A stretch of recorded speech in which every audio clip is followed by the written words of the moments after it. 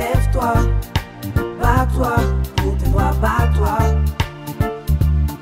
Africain, lève-toi, bats-toi, pour tes droits, bats-toi. Ne compte pas sur la charité de ces nations hypocrites. Ils vous vendent des armes et vous offrent des cercueils humanitaires. Si tu ne prends pas soin de tes enfants, personne ne le fera pour toi. Réclame tes droits à César, oh Africa. Lève-toi, bats-toi, pour tes droits, bats-toi. Africain, lève-toi, bats-toi, pour tes droits, bats-toi. Congolais, lève-toi, bats-toi, pour tes droits, bats-toi. Africain, lève-toi, bats-toi, pour tes droits, bats-toi. Don't rely on the charity of the hypocritical nation who sell you weapons and offer your coffins. Yeah, why? If you don't take care of your children, nobody will do it for you. Claim for your rights, Africa. Fight for your rights, Africa. Lève-toi, you've got to fight. You've got to fight for your lands. You've got to fight for your rights. You've got to fight for your freedom. Tu dois te battre, Africa. Tu dois te battre pour tes terres.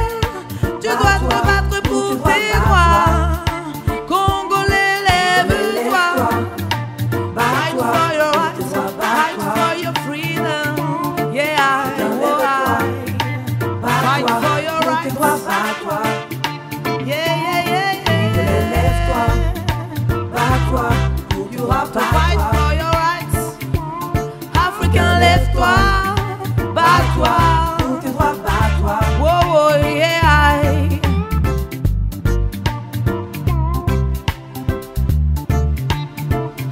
À la lumière des critères appliqués aujourd'hui, certains membres du gouvernement d'alors et certains acteurs belges de l'époque portent une part irréfutable de responsabilité dans les événements qui ont conduit à la mort de Patrice Lumumba. Le gouvernement estime dès lors qu'il est indiqué et convenable de présenter à la famille de Patrice Lumumba et aux familles de M. Mpolo et Okito et au peuple congolais ses profonds et sincères regrets et ses excuses. Téléspectateurs, nous sommes à la place de la République, nous là, et nous allons voir des clips vidéo. Nous sommes avec la star des cocktail groove. Un peu tout ça, on va impressionner Paris. Moi je te l'ai dit, nous allons impacter Paris. Et puis nous allons les fatiguer avec Jésus. C'est ça notre but, c'est toucher ce milieu de païens et leur apporter Jésus. Ok. Alors, chers amis téléspectateurs, nous sommes là, à la place de la République, mais nous sommes de la République chrétienne. Hein? Nous sommes de la République française, mais nous sommes de la République chrétienne. Mais ça fait froid, Cindy. Ah oui, café frais, petit brin, mais nous cachons. Et quand on a dit à mon là qui est en Guadeloupe, nous suivent sur Orange, sur Martinique, est-ce qu'il doit venir à Paris maintenant? Moi j'aurais préféré être là-bas, la chaleur, franchement profiter parce que c'est quand on est ici qu'on réalise le trésor qu'on a de vivre là-bas. Mais il y a des gens qui se plaignent de la Guadeloupe, de la Martinique, on a dit pays là pas bon. Non, le pays là bon, c'est à nous de le rendre bon, hein, parce que c'est nous qui vivons là, donc c'est nous qui déterminons si c'est bon ou pas. Alors on voulait vous dire, parce que moi je suis impressionné, pourquoi? Parce que Cindy étant jeune, elle m'a pas dit de le dire, hein, mais je l'ai invitée au restaurant, elle m'a dit elle étant jeune avec son mari, tout le vendredi elle jeûne. Je trouve ça formidable. J'admire ça, voyez, que de jeunes comme ça, ne font pas de bêtises, mais il jeûne. Dis-moi, comment ça se passe ton jeûne et quels conseils tu peux donner aux gens à propos de jeûne? Ben, en fait, moi, le jeûne, ça m'aide beaucoup parce que ça m'aide à maîtriser ma chair, à contrôler ma chair. Ça me permet de grandir spirituellement aussi. Et c'est quelque chose que je m'efforce à faire avec discipline parce que Dieu, c'est un Dieu d'ordre et la parole dit qu'il y a le jeûne et la prière à faire. Donc, quel conseil je peux donner? Ben, c'est de pratiquer le jeûne parce que ça aide beaucoup et de s'efforcer justement de tenir jusqu'au bout et ça nous permet de grandir spirituellement. Mais faire une journée sans manger, boire seulement de l'eau, et lorsque tu vois un hamburger, tu ne regrettes pas des fois tu as envie, non? Ben oui, surtout quand on se promène dans la rue, on prend des odeurs, on voit des restaurants, ça donne envie, mais on tient. Alors je vais t'expliquer une chose que j'ai expliqué. L'apôtre Paul dit, l'exercice physique est utile à peu de choses, mais l'exercice spirituel est utile à tout. Alors le jeûne est une forme d'exercice spirituel. Oui, voilà, quand nous jeûnons, nous exerçons notre volonté à dominer nos envies gastronomiques. Par exemple, tu jeûnes là, tu as envie de manger. Et ta chair veut manger, mais ta volonté dit non. Donc chaque fois, tu domines ta chair par ta volonté. C'est comme ça que tu muscles ta volonté. Autrement dit, d'une manière imagée, tu fais comme la musculation. Tu muscles ta volonté. Alors, celui qui sait, comme un pasteur avait dit, celui qui sait dominer son ventre, il peut dominer son bas ventre. Alors, Kayoka dit, Kayoka pensait de ça. Je suis tout à fait d'accord, ça permet de se maîtriser et pas que sur l'aspect, enfin, sur les aspects de ta vie, dans ta vie de tous les jours, tu peux te maîtriser par rapport à ça. La maîtrise de soi, voilà, ça peut aider sur plein de points en fait. Le jeûne, ça aide beaucoup. Alors dis un petit mot à ton mari parce que je trouve ce jeune homme-là, Didier, impressionnant. Ah ouais. Parce que il est responsable. Ça, c'est rare ça. Kayoka dit un petit mot gentil. Ah ben, tu sais déjà, je t'aime et puis toute la vie, on sera ensemble. Hein, tu sais déjà. Non. Hein? Do you feel my love? Faites un peu ça pour elle. Do you feel my love? I think about you every time. Ressens-tu mon amour? Je pense à toi tous les jours. Waouh! Mais ou charnel ou spirituel? Ah non, spirituel. Parce que beaucoup de chrétiens, sans qu'on ait fait sur la chair. C'est un chant spirituel hein, oui. Pour les gens qui s'aiment dans un cadre. Voilà, spirituel. Voilà. Parce que les chrétiens sont plus romantiques. Et pour les chrétiens, il faut seulement chanter Alléluia, Alléluia. Mais non, le chant c'est le cantique des cantiques. Salomon a exprimé ses sentiments. Alors pourquoi aujourd'hui les chrétiens ne sont plus lovers? L'amour, c'est beau. Il faut l'exprimer. Voyez, c'est beau. Et puis je conseille aux jeunes de se marier. Léo Macavre Cindy avec Didier, 2 jeunes mariés. Dans la sainteté, yoka marcher avec bon Dieu. Mais c'est extraordinaire. Qu'est-ce que tu peux dire aux jeunes à propos du mariage?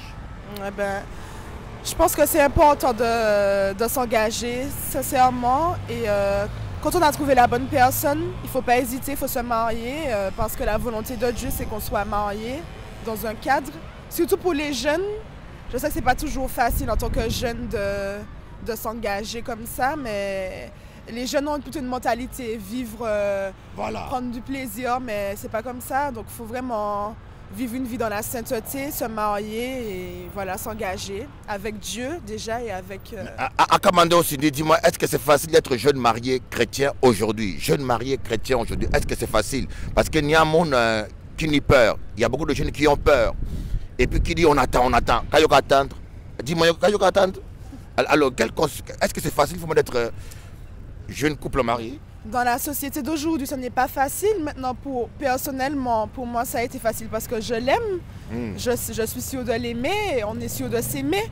Mais dans la société d'aujourd'hui, c'est vrai qu'être un jeune marié, chrétien en plus, c'est pas évident. C'est un choix de vie. Parce qu'une fois qu'on est dans le mariage, on s'engage. et c'est ta vie qui est en jeu. Donc, faut bien réfléchir à ce que tu fais et avec qui tu te maries, quoi. On dit souvent, je dis souvent, le mariage à deux, c'est pratiquement impossible, mais le mariage à trois, c'est excellent. Lorsque oui. Jésus est au centre, qu'est-ce que tu en penses? Ah oui, oui, enfin, vraiment, déjà, Jésus-Christ, il a changé ma vie et vraiment, un mariage avec Jésus-Christ, c'est vraiment la paix, la joie. Il y a toujours une solution. C'est Jésus-Christ, quoi. Il n'y a pas de secret. Hein. La solution, c'est Jésus-Christ pour le mariage et pour la vie en général. Amen. Alors je dis, le jeune, quand vous êtes marié, mettez Jésus au centre. Vous voyez, c'est pas seulement être chrétien avec la bouche. Quand on est chrétien, on prie ensemble, on se pardonne, on lit la parole de Dieu ensemble. Amen. Alors Didier, félicitations, parce que je vois ta femme heureuse. En cas Dieu, tu es un héros. Un héros sans zéro. À bientôt. Bonjour chers amis spectateurs. Moi content aujourd'hui là de partager avec vous parole à bon Dieu. En cas quoi que sans Jésus, pas ni bonheur. Sans Jésus, pas ni la vie. Elle a qu'à parler de la vie, en qu'à parler de vivre heureux. Parce que vivre, tout le monde vit. Même le chien vit. J'ai entendu un homme dire, je préfère la mort à la vie. Eh bien oui, il y a des gens aujourd'hui qui préfèrent la mort à la vie, et simplement parce qu'ils n'aiment pas la vie qu'ils amènent. Mais j'aimerais vous donner un petit proverbe que les Ivoiriens disent, tant qu'il y a la vie, il y a l'espoir. Oui. Tant qu'il y a la vie, vous avez encore la possibilité de décider si vous voulez donner votre vie à Jésus ou pas. Tant qu'il y a la vie, vous avez encore ce moyen de décider pour qui vous voulez vivre. Si vous voulez donner votre vie à Jésus ou pas. En tout cas, Dieu vous aime. Et moi aussi, je vous aime. Nous allons prier avant de commencer notre émission. Seigneur Jésus, nous te bénissons, nous te rendons grâce. Nous voulons que ce matin, tu puisses parler à chacun de nous. Que tu puisses parler à ma sœur, à mon frère. Dans le nom précieux de Jésus. Amen. Voilà, vous savez, la chose que je souhaite, c'est que vous devenez un disciple de Jésus-Christ. Un disciple de Jésus-Christ, ça veut dire que c'est mon-là qui nie discipline. Un disciple de Jésus, c'est quelqu'un qui a la discipline, comme j'avais dit. Sans la discipline, on ne fait rien. Voyez, sans la discipline, on ne peut pas réussir ni dans les affaires, ni dans le mariage, ni dans l'éducation des enfants, eux-mêmes dans sa vie privée. Voyez, la discipline, c'est quelque chose qui est très importante. C'est avec la discipline. Le dressage d'un animal se base sur une discipline. C'est avec la discipline qu'on arrive à dresser les animaux, des chevaux plus puissants que nous. On les dirige avec une main faible, des taureaux plus puissants, 10 fois à 100 fois plus puissants que nous, qu'on arrive à dompter et en faire ce qu'on avait. C'est parce que avec la discipline, on discipline l'animal par un dressage et on l'amène à l'obéissance et à ce que l'on veut. Et n'oubliez pas que nous sommes un esprit, nous devons dresser notre corps. L'esprit de l'homme s'éduque, voyez, l'esprit de l'homme s'éduque, mais le corps de l'homme ne s'éduque pas, il se dresse.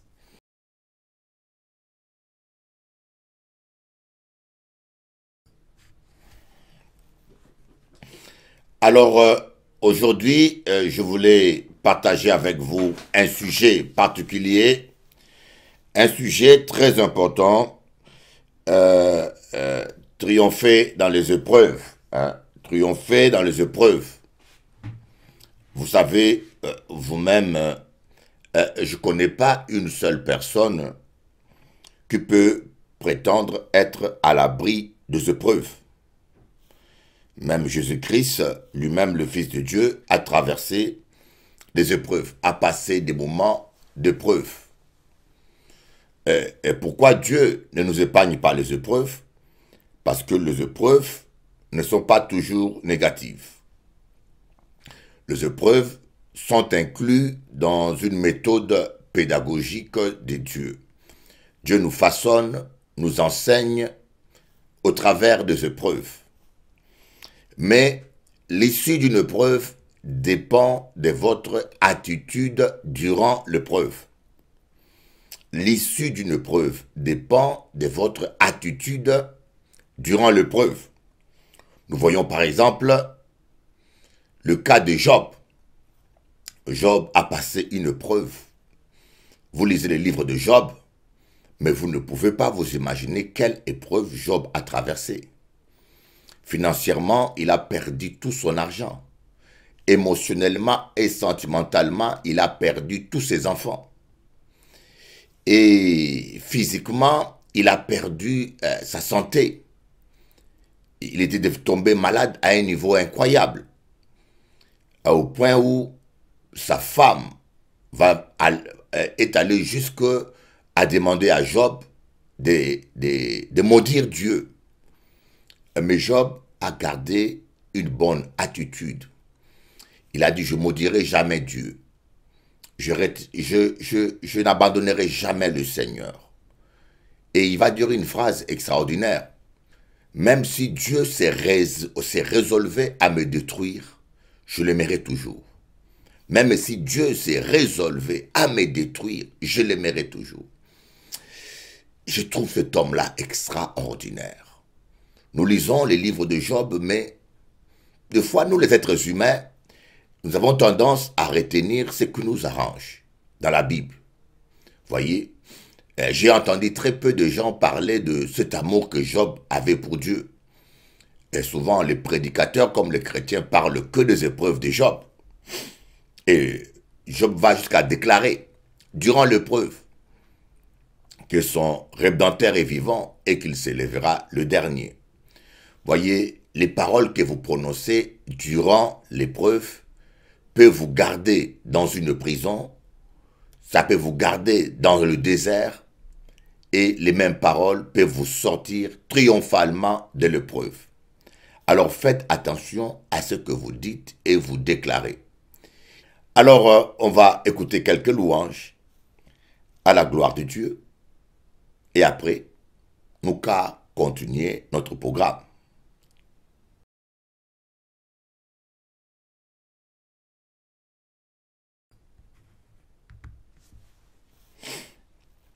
Alors, on va lire le psaume 46 à partir du verset 2. Le psaume 46 à partir du verset 2.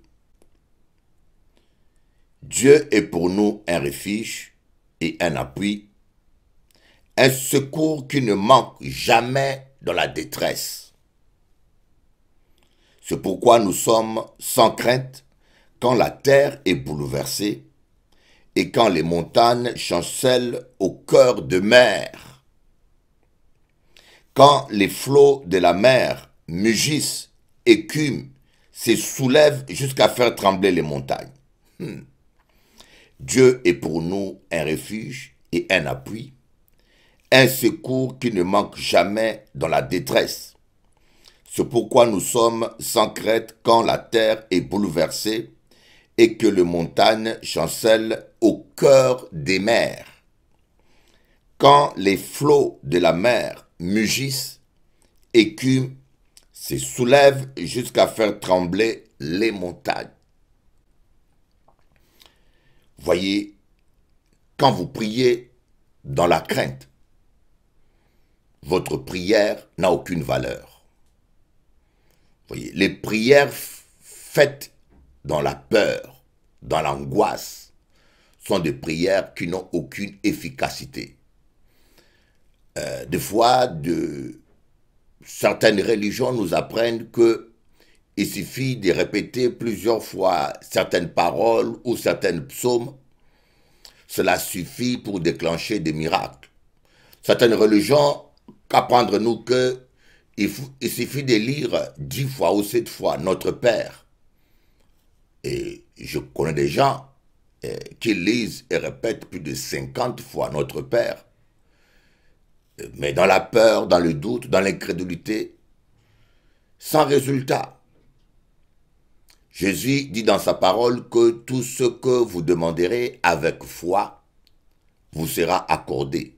Voyez, donc la prière n'est pas exaucée à cause de la poésie qu'elle contient, à cause des vers qu'il a, à cause des belles phrases qui sortent de la bouche d'un homme, mais la prière est exaucée à cause de la foi. Voyez, Dieu honore la foi du croyant, la foi de ses enfants. Dieu honore la foi. Vous pouvez prier dans un mauvais charabia, dans une mauvaise, avec des fautes d'orthographe. Vous pouvez prier 1 seconde ou 1 heure. Ce n'est pas le temps ou la durée de la prière qui fait que vous êtes exaucé, mais c'est la foi que vous mettez en Dieu. Voyez, quand vous croyez vraiment que ce que vous dites, Dieu l'écoute et Dieu va l'honorer, alors là, votre prière sera exaucée.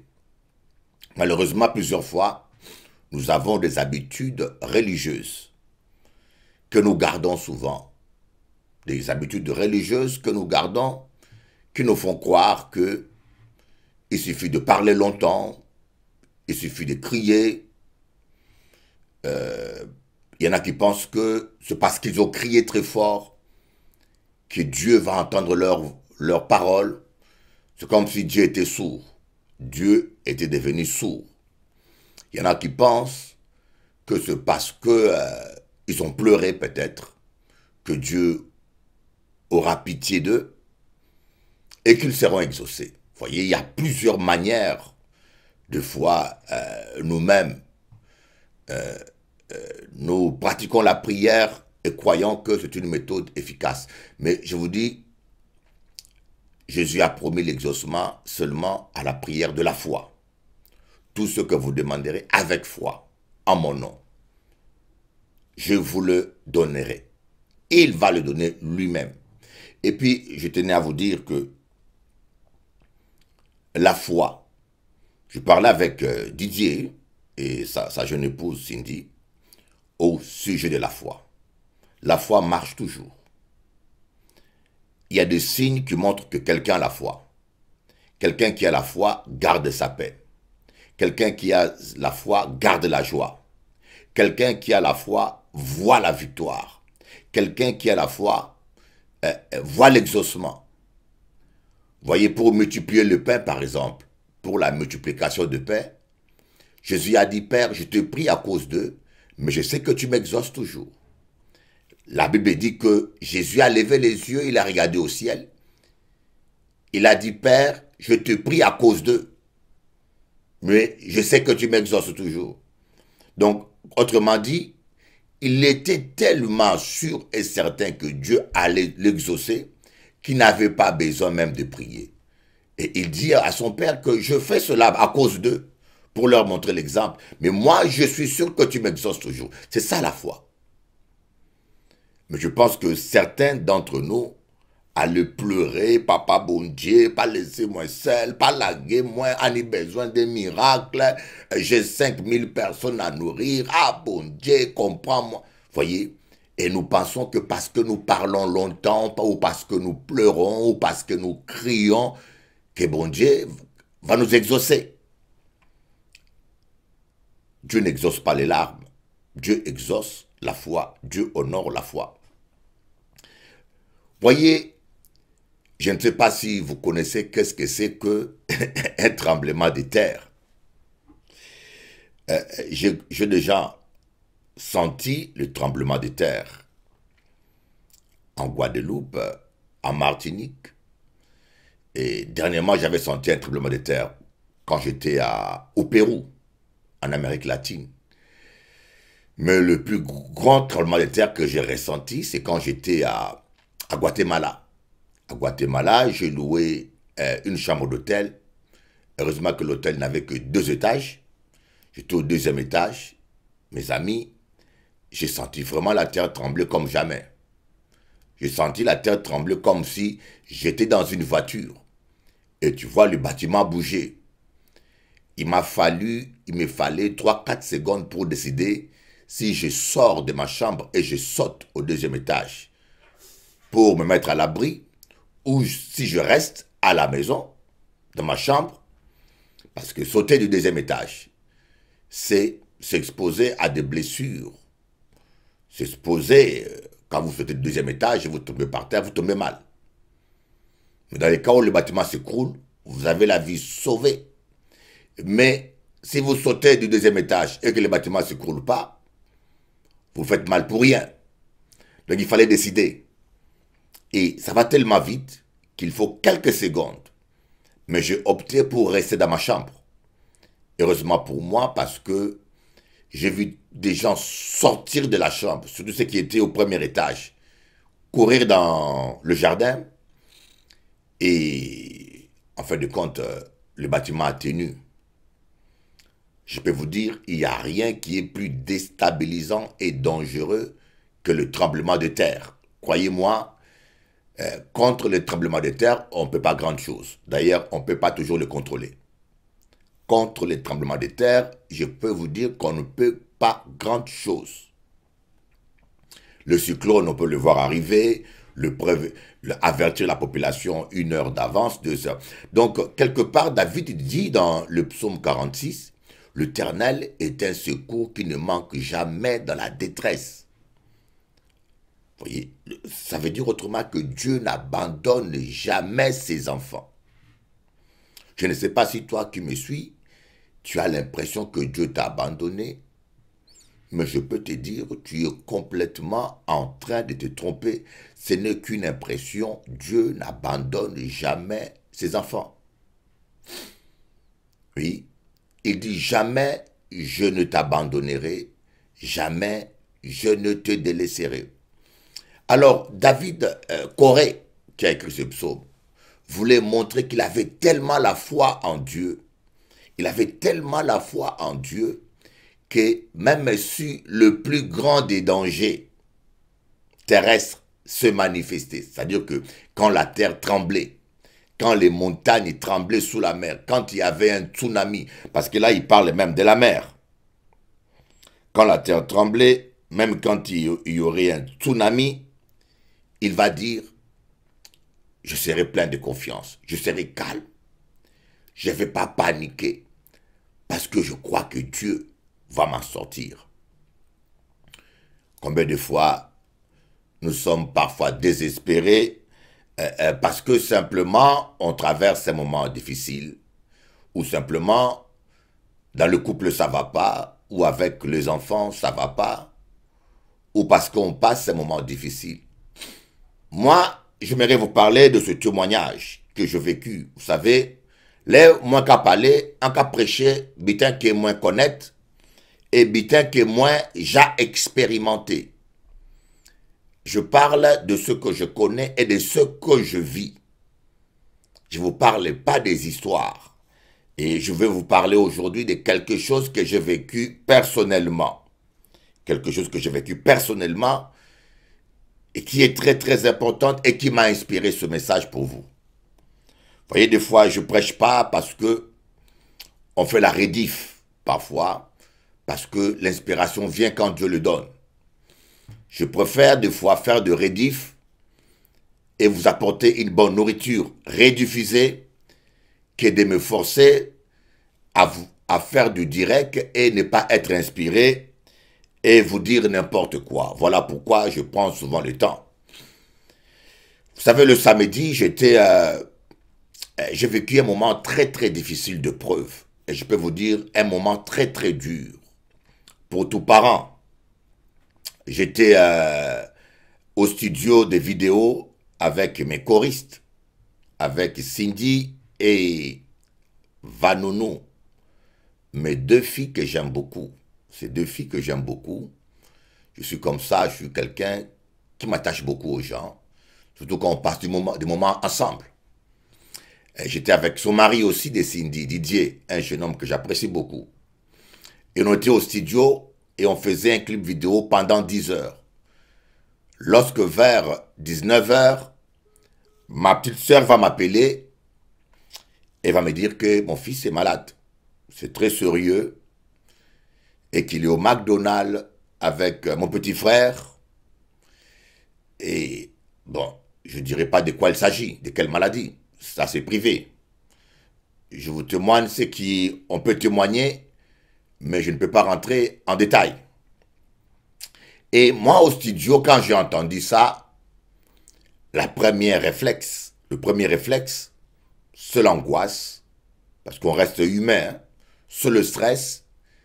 Et je me suis dit, je quitte les studios, je laisse les choristes continuer, et moi, j'interromps mon programme, je vais aller tout de suite là-bas. Mais une voix m'a dit, quelque part après, je me suis dit, deuxième choix, je reste ici et je commence à lier. Bon. Et une troisième option, c'est offerte à moi. Je me suis dit non, je reste là. J'ai fait confiance à Dieu.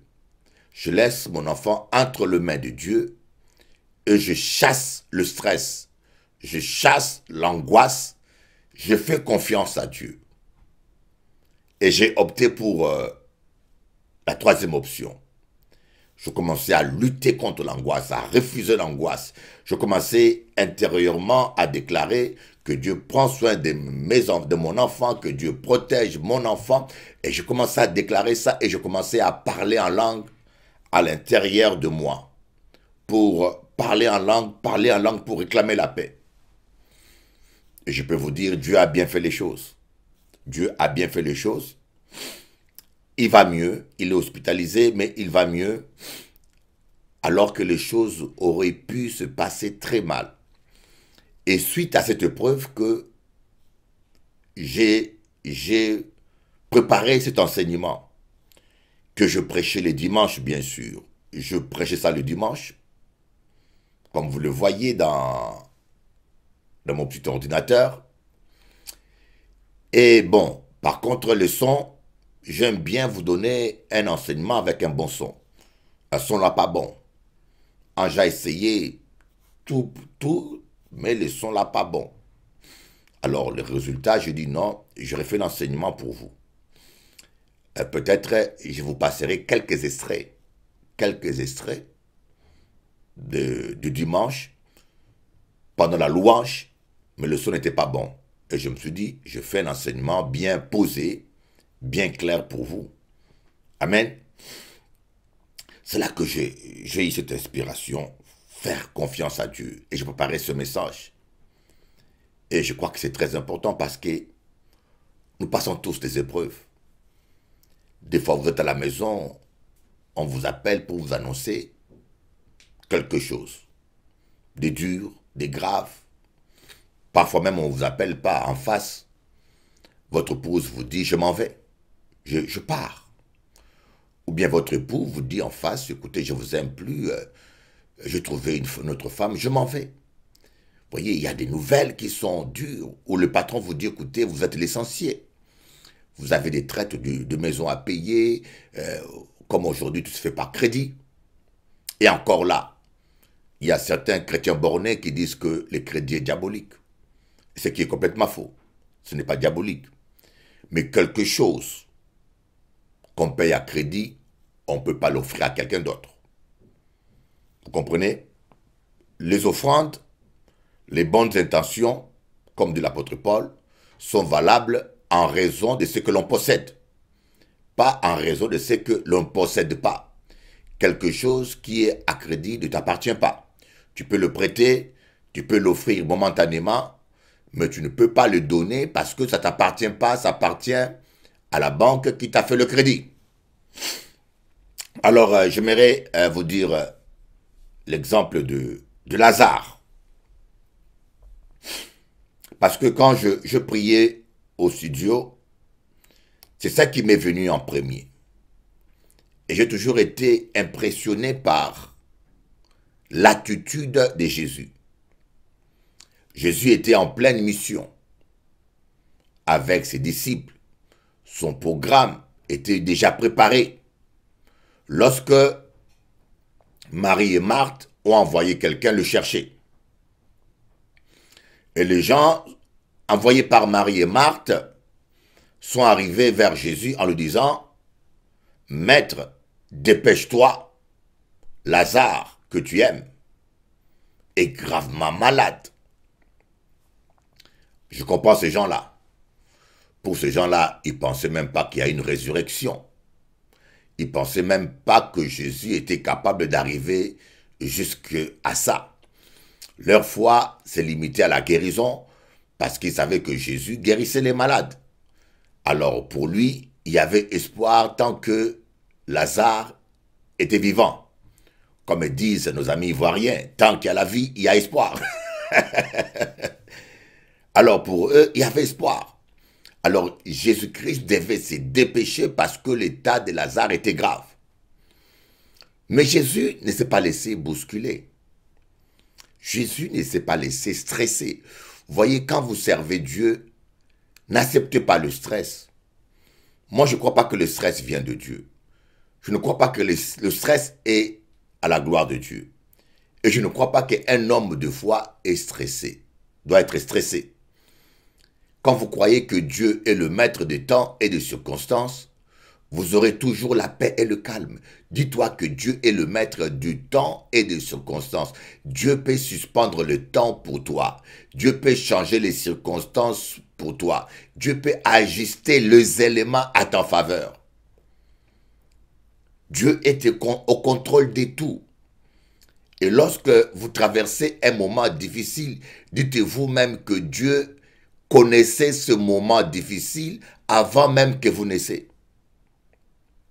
Vous voyez, des fois, nous sommes des chrétiens, mais nous réagissons comme des païens. Nous réagissons comme des gens qui n'ont pas de Dieu.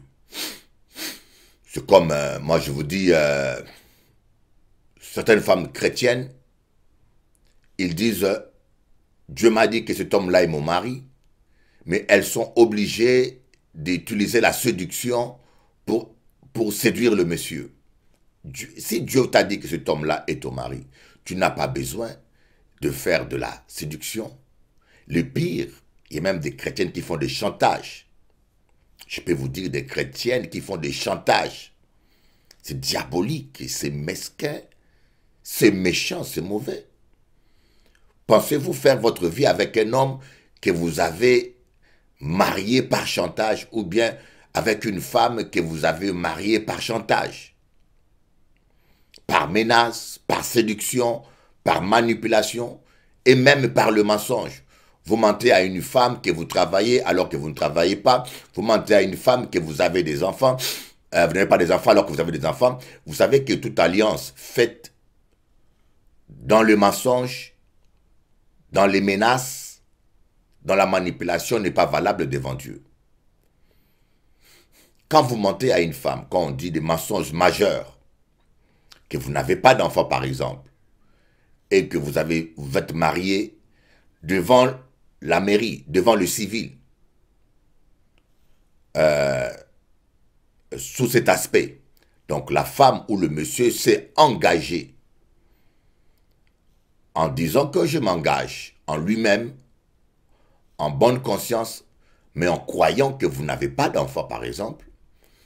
Cet engagement est caduc devant Dieu et même devant la loi.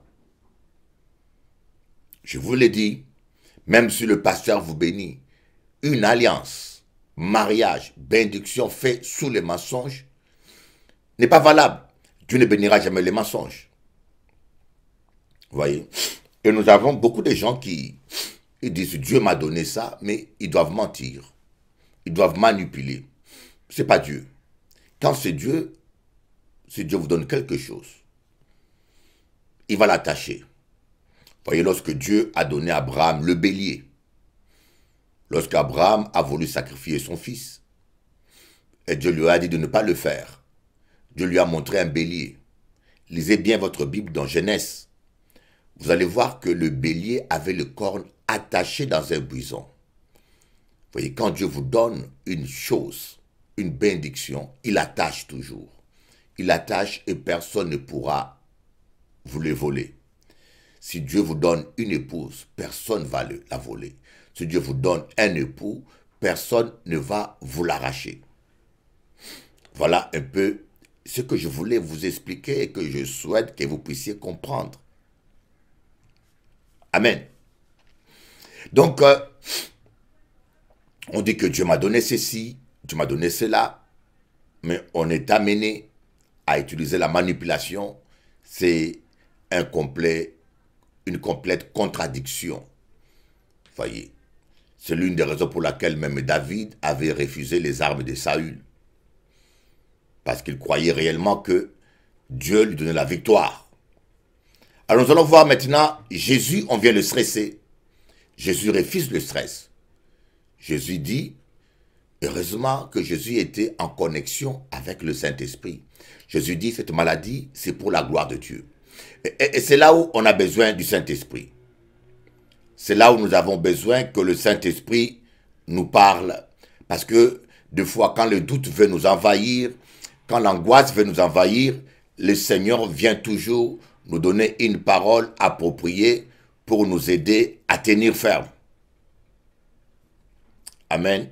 Le Seigneur vient toujours nous dire quelque chose pour nous aider à tenir ferme.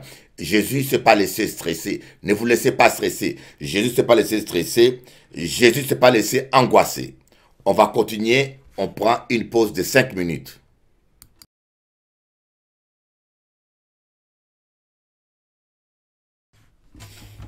Donc, nous allons continuer notre émission. Je vais vous parler du cas de Jésus qui ne s'est pas laissé entraîner, stresser. Il a continué son programme comme il avait fait avec Dieu. Voyez, ne laissez pas le diable changer votre programme. Voyez, ne laissez pas le diable vous stresser. Dieu n'est pas dans le stress ou dans la précipitation. La Bible dit que celui qui précipite ce pas tombe dans le péché. Ne vous précipitez pas ni dans le mariage, ni dans les affaires. D'ailleurs, de toute façon, les vrais vendeurs, c'est des gens qui vous poussent à vous engager précipitamment.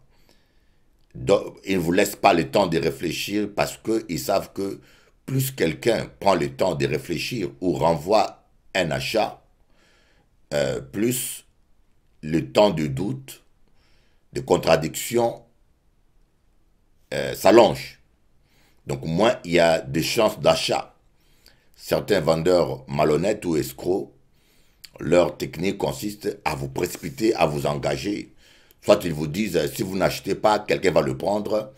Ou bien ils vous disent que, écoutez, j'ai une autre personne dans ma vie, j'ai une autre femme qui m'attend. Si tu ne décides pas aujourd'hui, dans une semaine, je m'engage avec l'autre. Et ce qui n'est pas honnête. Voyez. Quand vous aimez quelqu'un, vous ne lui parlez pas comme ça.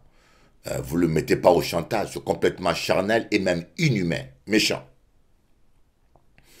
Et nous voyons aussi la même chose. Vous voyez pourquoi je vous dis, vous devez toujours garder votre calme, ne pas vous laisser stresser. Et dites-vous que quand Dieu vous a appelé, Dieu connaissait d'avance toutes les épreuves que vous allez traverser. Donc le problème ou l'accident que vous avez eu vous surprend, mais cela ne surprend pas Dieu. Depuis votre naissance, Dieu savait que ce jour-là, vous aurez eu tel problème, que vous allez traverser telle situation, depuis votre naissance. Ça, c'est d'après la Bible, car Dieu est omniscient. Ça veut dire que Dieu connaît, il est prescient, il connaît la fin dès le commencement. Et quand vous raisonnez comme ça, que Dieu m'aime, écoutez, quand vous raisonnez comme ça, en tenant compte de ces trois réalités, Dieu m'aime, Dieu connaissait le problème que j'allais traverser et il a permis. 2, Dieu est tout puissant parce qu'il m'aime, parce qu'il savait ce problème, alors il sait comment il va m'en sortir. Voilà un peu ce que l'apôtre Paul a dit, l'apôtre Pierre a dit plutôt. Aucune tentation ou épreuve ne peut nous arriver qui ne soit inhumain, au-delà de nos capacités. Car Dieu, qui est fidèle, ne permettra pas qu'on soit tenté au-delà de nos capacités. Et nous voyons une situation de foi. Et pourquoi je vous dis que ne vous laissez pas perturber par peut-être ce moment difficile que vous traversez? Et l'une des raisons surtout pour lesquelles on est perturbé, parce que des fois, le stress et l'angoisse nous étouffent, nous empêchent d'écouter la voix du Saint-Esprit. Parce que, en peu dire ça, nous restons toujours des êtres humains. Nous restons toujours des êtres humains.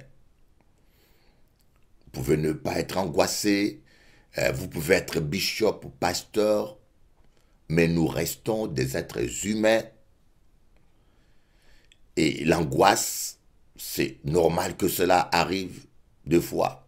On doit lutter contre cela. On doit résister aux doutes et aux angoisses. Parce que les doutes et les angoisses et les craintes, c'est tous ces éléments qui annulent nos prières.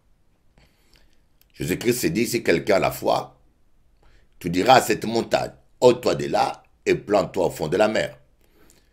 S'il ne doute point, et quoi que ce qu'il dit arrive, il le verra s'accomplir. Voyez, donc il faut résister au doute. Donc nous voyons que Dieu est au contrôle. Et parfois, on n'a pas toutes les informations. Voyez. Des fois, on a l'impression que Dieu est surpris comme nous. Des fois, on a l'impression que Dieu ne savait pas l'accident qui allait arriver. Des fois, nous avons l'impression que Dieu n'avait pas su ça. Donc, il n'avait rien prévu. Et à cause de ces attitudes de foi, nous paniquons, nous désespérons, nous pleurons et nous nous angoissons. Quand vous passez un temps difficile, dites-vous que Dieu savait. Dieu savait que cela allait arriver. Dites-vous que Jésus-Christ vous aime et vous veut du bien. Et dites-vous que Dieu est tout-puissant, rien ne lui dépasse. Donc si Dieu m'aime, et si Dieu savait, et il a permis, et s'il est tout-puissant, donc il sait comment il m'en sortira. Quand vous appuyez sur ces trois réalités, vous n'allez pas paniquer. Vous n'allez pas paniquer, ni vous angoisser, ni crier. Et surtout, les voies de Dieu sont imprévisibles. Les voies de Dieu sont insondables. Des fois, quelque chose vous arrive, vous appelez ça malheur. Alors que Dieu a un plan derrière. J'aimerais vous parler de quelque chose qui m'est arrivé, qui m'avait beaucoup surpris. Quelque chose que j'ai vécu. Quand j'étais arrivé à Paris, il y a 30 ans, je vous dis, en ces temps-là, les métros étaient presque jamais en retard. Maintenant, je ne vous en parle pas. Vous prenez le métro, il y a toujours quelqu'un qui s'est suicidé dans le métro, il y a toujours un accident. Chaque fois que je me dis, je ne sors pas en voiture, je prends le métro, j'ai toujours des mauvaises surprises. Il y a toujours quelque chose. Mais il y a 30 ans, il n'y avait jamais du retard, je vous dis. Et ce jour-là, je vais prendre le métro. Je me rappelle bien, j'étais à Châtelet. Et le métro n'arrive pas. C'était la première fois que le métro, le RR est en retard comme ça. Je dis, mais tiens, c'est bizarre. Et tout mon trajectoire s'est décalé. Mais quand je commençais à faire une correspondance, écoutez-moi bien, j'étais en train de faire une correspondance quand je croisais un de mes pères spirituels que j'avais laissé en Afrique, au Congo, à plus de 8000 kilomètres. Il y a plus de 50-10 ans que je ne le voyais plus. Imaginez-vous, il s'appelait Frère Maï. Il était dirigeant de groupe de prière à Lingwala. À Lingwala. Il était un des responsables de la maison biblique de Kinshasa. Et le frère Maï dirigé était parmi l'un des cadres de cette cellule de prière qui était à Lingwala, où j'allais tous les jours à pied. Et je vous dis, ça faisait plus de 10 ans que je ne l'ai jamais vu. Il n'y avait plus de contact. Et durant une correspondance, je sortais d'un métro, j'allais prendre une autre ligne, que je le croise à Paris, dans une ville où il y a 13 millions d'habitants. Et le frère, je le crois, j'étais tellement surpris, et le frère va me dire qu'il était à Paris seulement pour 3 jours. Qu'il faisait un escale à Paris pour 3 jours seulement. Mais Dieu a fait un rendez-vous. Comme a dit un Martiniquais, Dieu c'est quelqu'un qui donne rendez-vous sans rendez-vous. Dieu avait fixé un rendez-vous pour moi là-bas sans m'en parler, parce qu'il est souverain. Et j'ai réfléchi à cela, j'ai dit, waouh, mais Dieu est trop fort. Dieu est fort. Quand Dieu veut faire rencontrer deux personnes, il sait le faire. Voilà pourquoi je ne comprends pas comment des chrétiens vont dans Métique chercher un mari. Aujourd'hui, vous voyez des chrétiennes et des chrétiens qui sont dans des sites de rencontres. Moi, il fut un temps où je m'étais inscrit dans Métique, mais c'était pour évangéliser. Je m'étais inscrit là-bas, chaque fois qu'une personne me parlait, je lui parlais de Jésus. Et je me suis dit, je vais profiter de ce site de rencontres pour parler de Jésus. Et plusieurs fois, on m'a barré. Mais j'ai touché quelques personnes.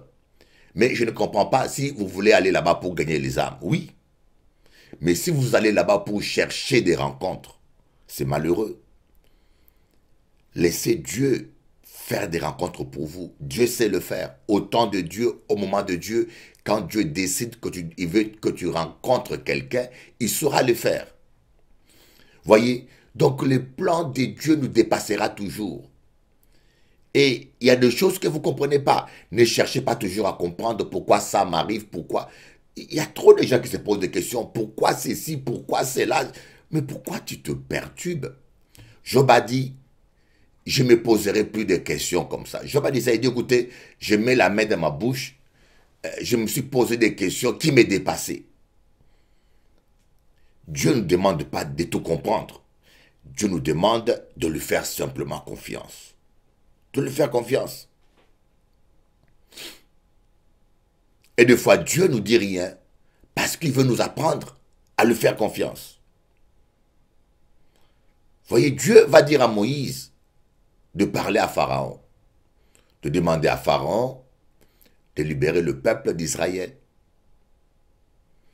Et Moïse va aller devant Pharaon, parler à Pharaon et demander à Pharaon de libérer le peuple d'Israël. Mais le même Dieu qui envoie Moïse, mais le même Dieu va endurcir le cœur de Pharaon pour que Pharaon refuse.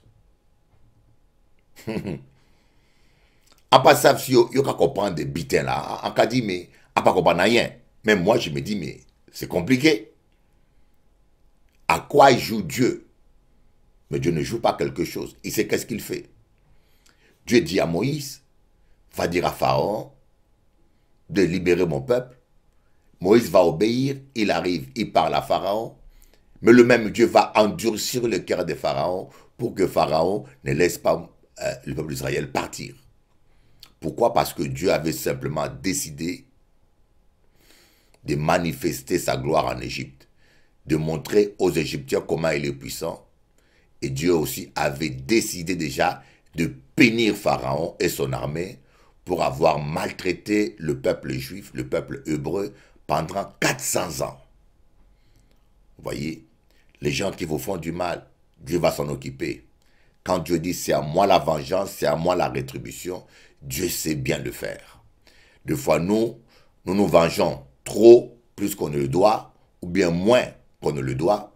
Mais si on laisse Dieu nous venger, il saura bien nous venger.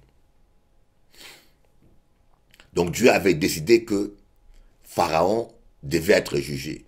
Et Dieu avait endurci son cœur. C'est la même chose que Ésaïe dit. Dieu a fermé les oreilles de son peuple pour qu'ils entendent et qu'ils ne comprennent pas.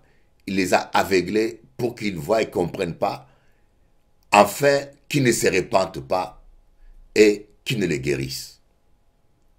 La justice de Dieu fait que Jésus devait annoncer la bonne nouvelle à tout ce monde-là. La justice de Dieu fait que Dieu avait envoyé Moïse pour parler à Pharaon parce que Dieu est juste. Mais en même temps, le châtiment de Dieu, sa même justice, fait que Pharaon devait être jugé et le même Dieu a endurci le cœur de Pharaon, voyez, pour que la vengeance s'accomplisse. Voyez, des fois, vous voulez vous marier avec quelqu'un, ce n'est pas la bonne personne. Dieu peut endurcir son cœur pour que la personne refuse. Des fois, vous voulez vous engager avec une femme ou avec un homme, mais c'est la mauvaise personne. Mais Dieu vous parle, mais vous n'écoutez pas. Mais pour vous empêcher de faire une bêtise, Dieu peut fermer le cœur de la personne.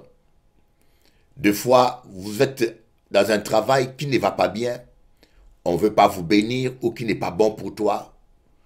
Pour une raison ou pour une autre, Dieu va permettre qu'on te licencie. Moi, j'ai fait l'informatique industrielle. Quand j'ai terminé, je suis allé faire un stage à GIFAC. Je me rappelle toujours bien, c'était GIFAC à Lyon, un stage de gestion et de l'informatique de gestion. Ce n'était pas mon domaine, mais j'ai tout appris tout seul. Et puis, on m'a confié une stagiaire caucasienne, gauloise, que je devais former.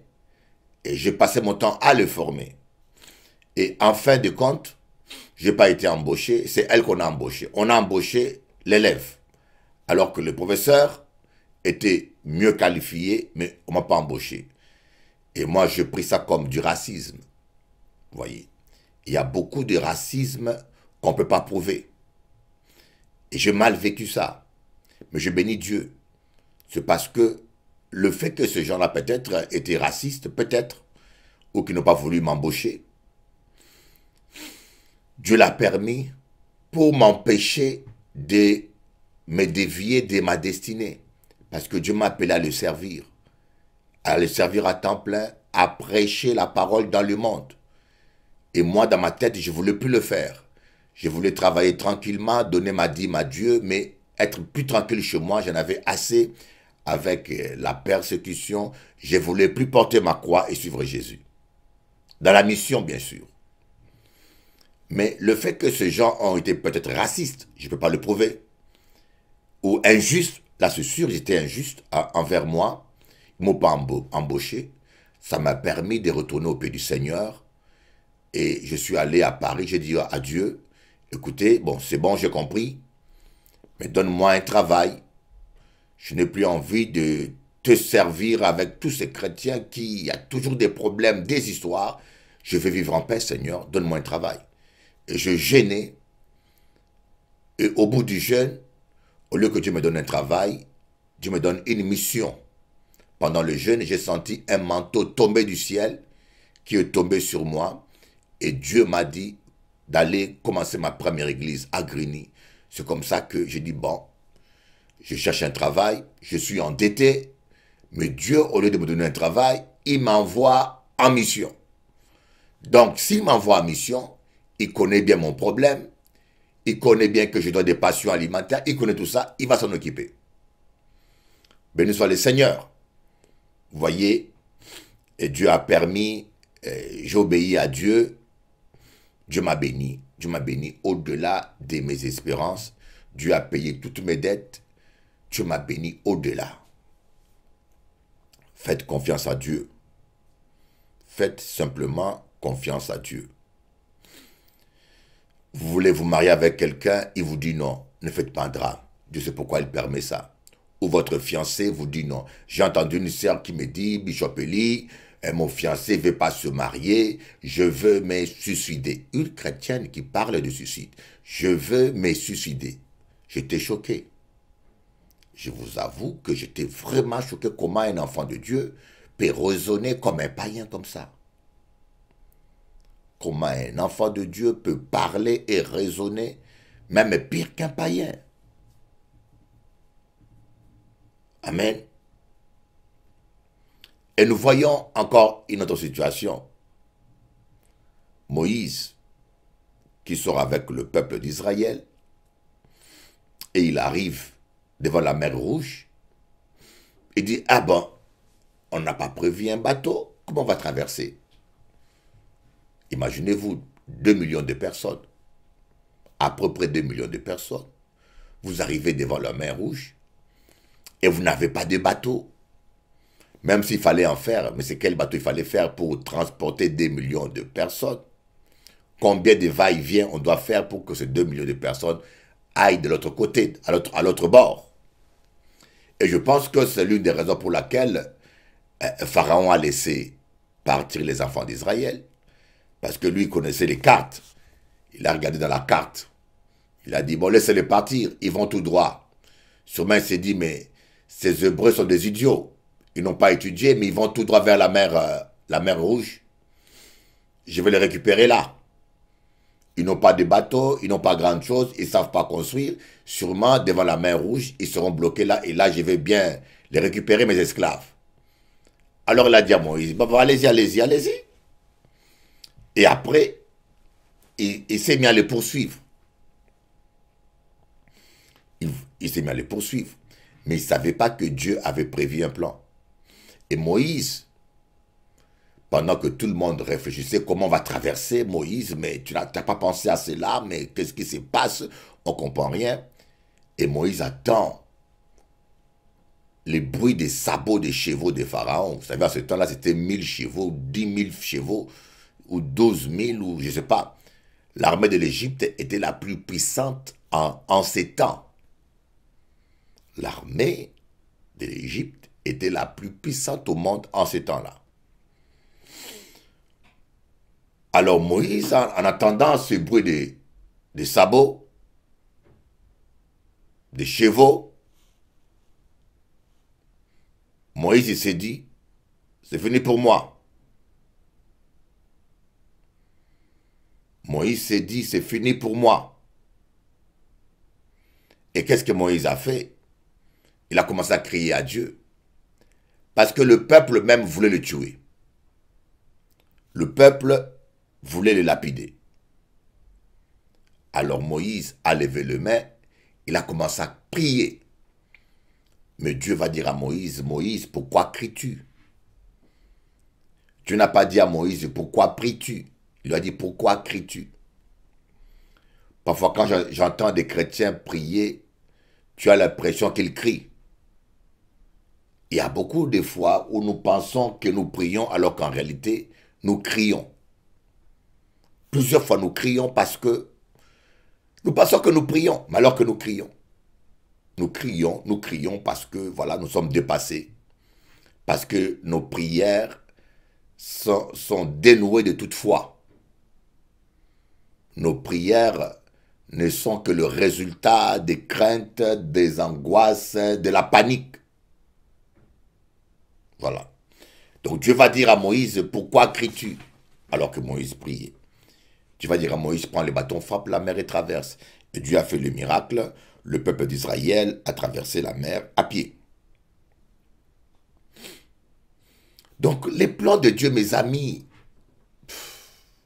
si vous comprenez cela, voilà pourquoi Jésus-Christ dit, heureux celui qui croit sans avoir vu.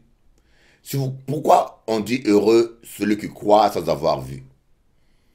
Parce qu'il y a des angoisses que vous n'allez pas vivre. Des angoisses que vous n'allez pas vivre parce que vous croyez.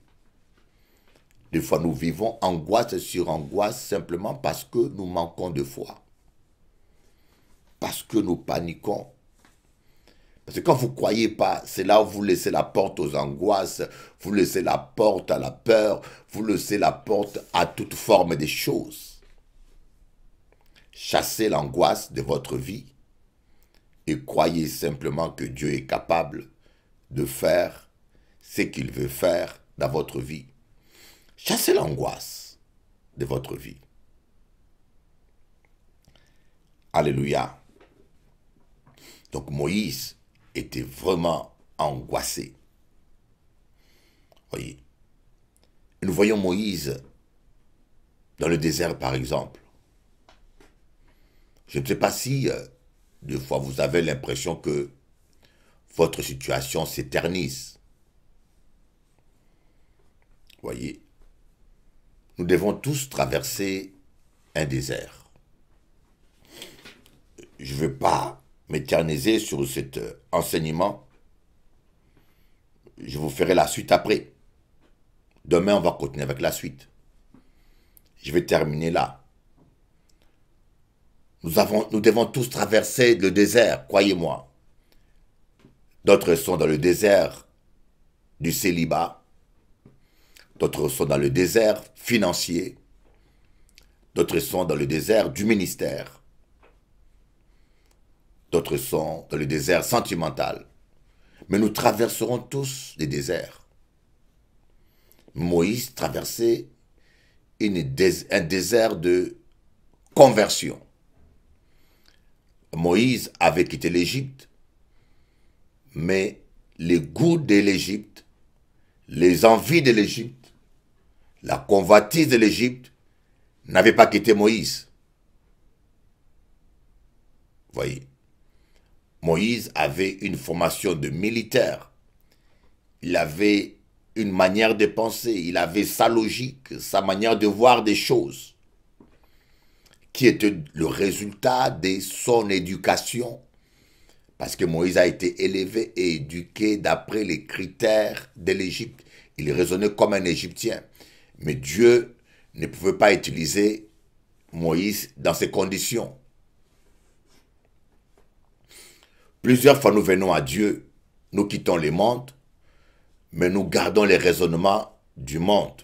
Voilà pourquoi l'apôtre Paul dit « Ne vous conformez pas au siècle présent, mais soyez transformés par le renouvellement de l'intelligence. » Ne vous conformez pas au siècle présent, mais soyez transformés par le renouvellement de l'intelligence.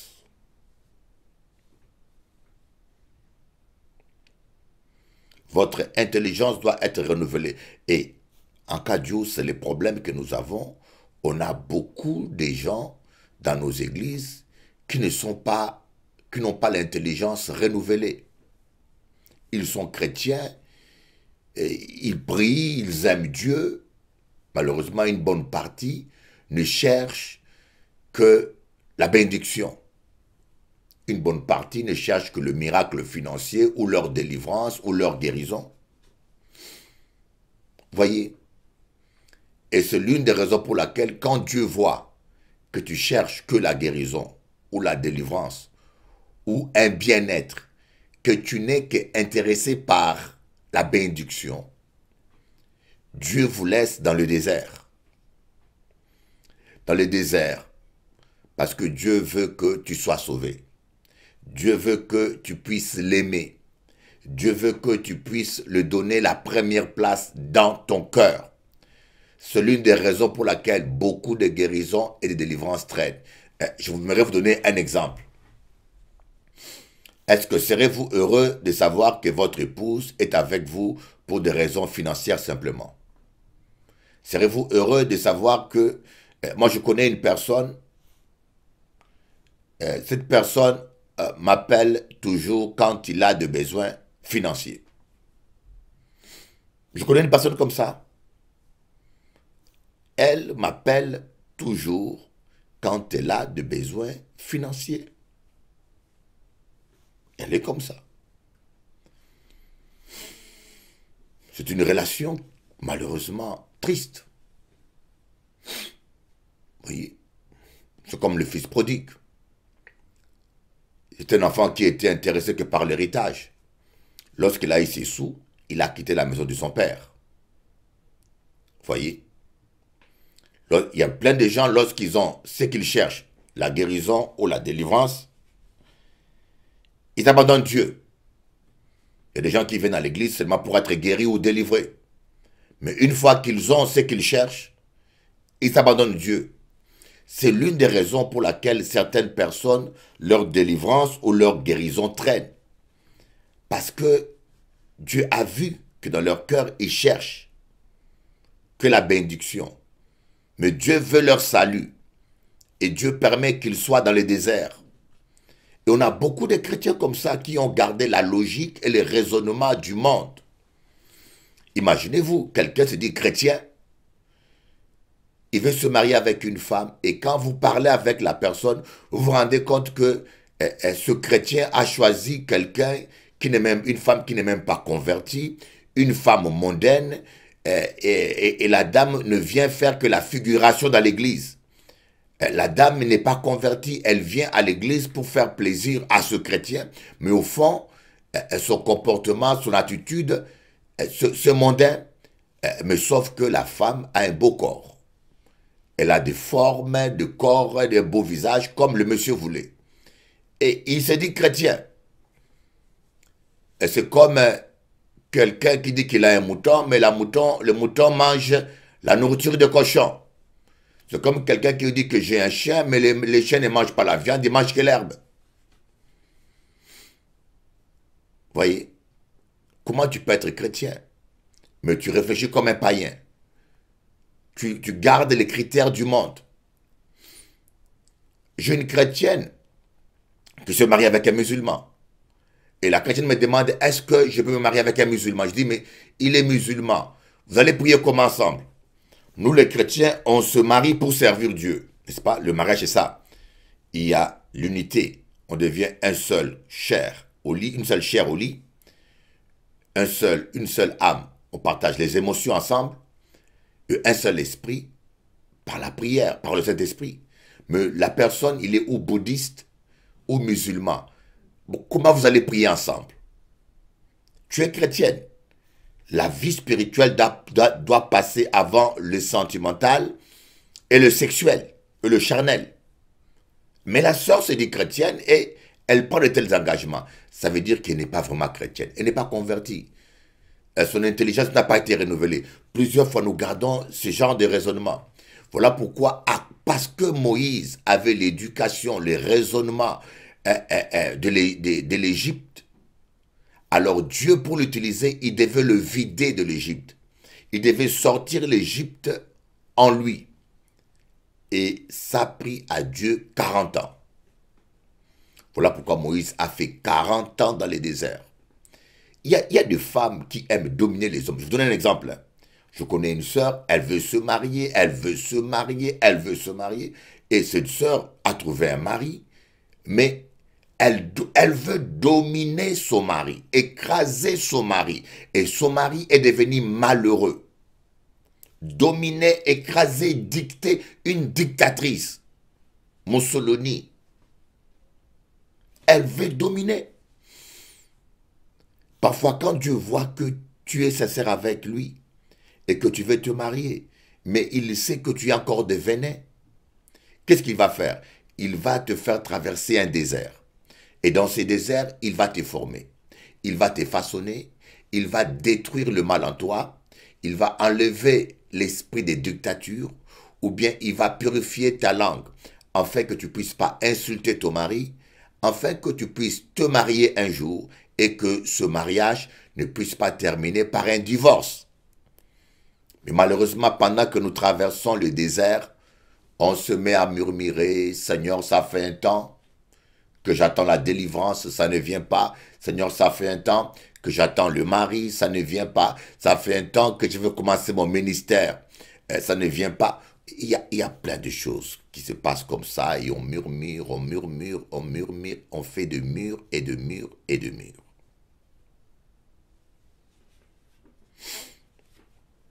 Adorer Dieu pendant l'épreuve. La suite, c'est demain. Mais avant de commencer avec la suite de demain, j'aimerais vous donner 4 bénédictions. 4 bénédictions qui sont liées à l'épreuve. La première bénédiction, c'est la croissance de la foi. Je l'expliquerai. Les déserts, les épreuves permettent à notre foi de croître. La deuxième bénédiction, c'est le brisement. Dieu nous dépouille de nous-mêmes, de l'orgueil, de notre fierté, le brisement. La troisième bénédiction, c'est la sensibilité, l'amour. Quand nous souffrons, nous pouvons comprendre facilement ceux qui souffrent.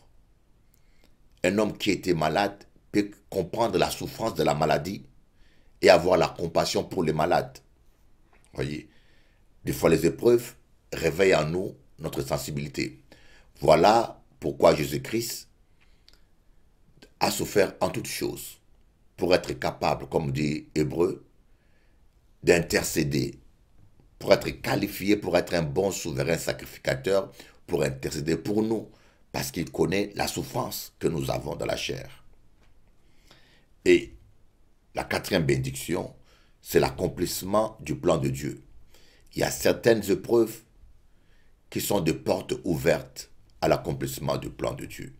Jésus-Christ devait passer par la croix pour nous sauver tous et être élevé. La croix, je dis toujours aux chrétiens, la croix, c'est la clé de l'élévation. Mais bien sûr, aujourd'hui, les chrétiens modernes, ils n'aiment pas entendre parler de la croix. Ça fait plus de 44 ans que je suis chrétien. Je n'ai jamais entendu parler d'un séminaire sur la croix. Séminaire porter sa croix ou campagne porter sa croix. Jamais vu. Je vous dis, ça fait 44 ans que je suis dans l'évangile. Vous allez voir toujours séminaire, comment être délivré, séminaire, briser les malédictions ancestrales, séminaire, comment devenir riche, séminaire, comment prospérer, séminaire, comment se marier, séminaire. Il n'y a que ça. C'est malheureux. C'est malheureux, comme on dit, comme les païens disent. Aujourd'hui, certains pasteurs sont devenus des véritables vendeurs de rêves. Certains pasteurs sont devenus des véritables vendeurs de rêves. Nous vendons des rêves. Malheureusement, la clé de l'élévation, de la bénédiction, c'est la croix. Moi, je crois à la prospérité, mais sauf qu'on l'enseigne mal aujourd'hui. La clé de la prospérité, c'est la croix. Quand l'apôtre Paul dit bien-aimé, l'apôtre Jean dit bien-aimé, je veux que vous prospérez comme prospère, que vous prospérez à tous égards comme prospère l'état de votre âme. Voyez. Je veux que vous prospérez à tous égards comme prospère l'état de votre âme. Et l'âme prospère dans la sainteté. Voilà un peu ce que je voulais partager avec vous aujourd'hui. Et je vous passerai quelques extraits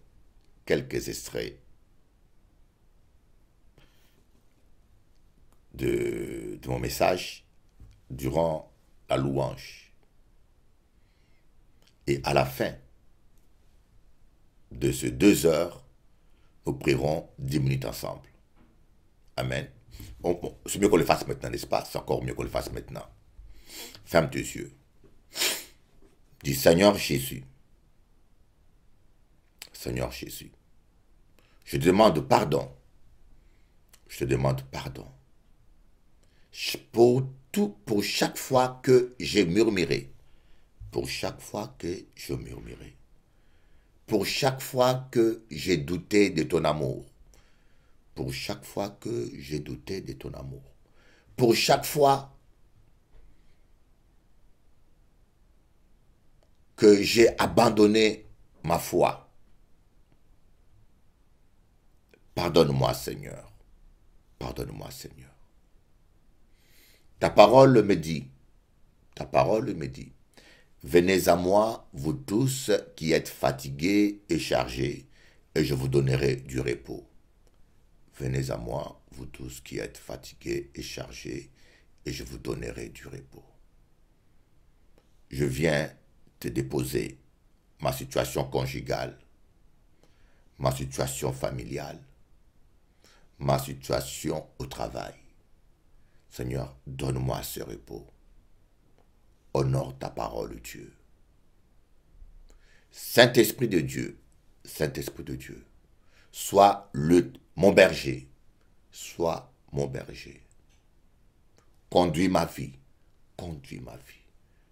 Je te fais confiance. Je te fais confiance pour mon fils.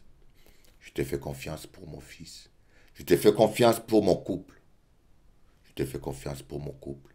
Je te fais confiance pour ma fille. Je te fais confiance pour ma fille. Pour ma vie. Pour ma vie. Au nom de Jésus-Christ. Au nom de Jésus-Christ. Je sais que je m'en sortirai comme Job. Je sais que je m'en sortirai comme Job. Amen. Amen. Voilà, moi content. On va écouter quelques louanges, bien sûr. Je vous aime beaucoup. Je vous aime beaucoup. Et dites-moi, comment vous trouvez ça? Comment vous trouvez? C'est un cadeau que je me suis offert.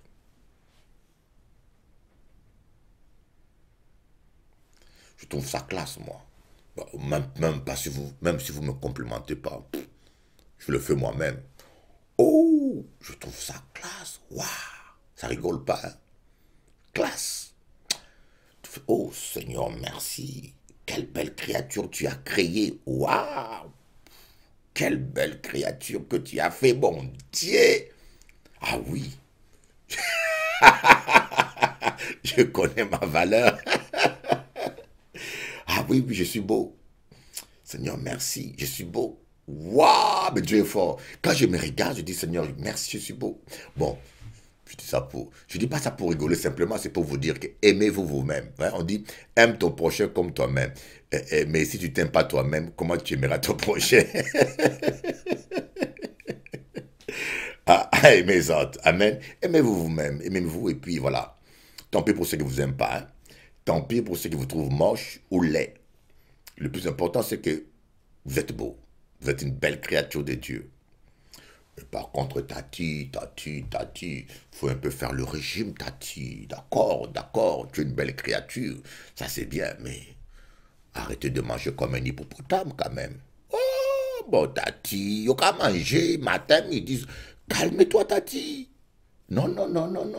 Ça, c'est entre nous, hein. Accadou la vérité. Hein? Pas fâché, Tati. Non, pas fâché, Tati. Non, on arrête.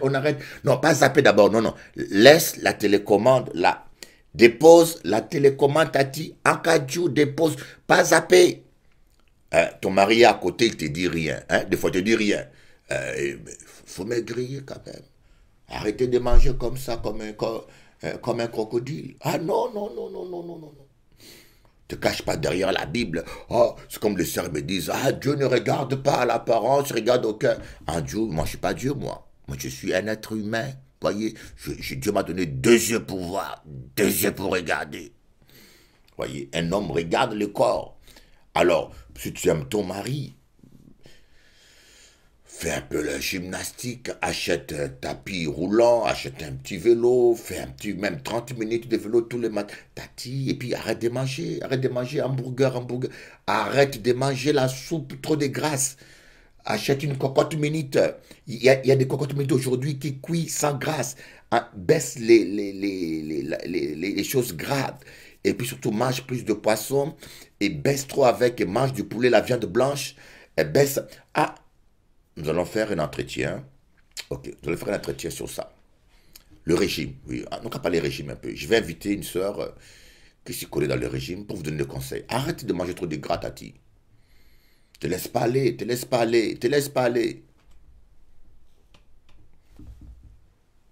Si on pas dit la vérité, qui m'a dit la vérité? Je suis là pour t'aider. En là pour conseiller aux autres. Le poids n'est pas bon, ni spirituellement, ni physiquement. Dis-toi, perds 10 kilos, vas-y, perds seulement 10. Tu t'arrêtes, tu diminues seulement ce que tu manges. Tu enlèves 30%. Si tu mangeais 1 tonne d'hamburger. Si tu manges 1 tonne d'hamburger et maintenant tu prends que tu enlèves demi-tonne ou bien le 1/3 de tonne. Vous allez voir un changement. Mais là au moins qu'a dit 1 tonne. C'est pas par jour quand même, par an. Alors, on continue avec la louange.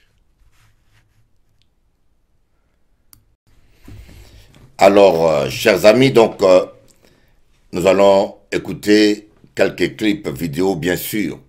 Worship Lord. Worship Lord, louer le Seigneur.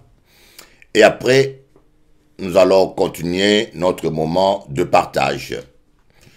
Notre moment de partage, j'ai quelque chose d'important à partager avec vous. De très, très important.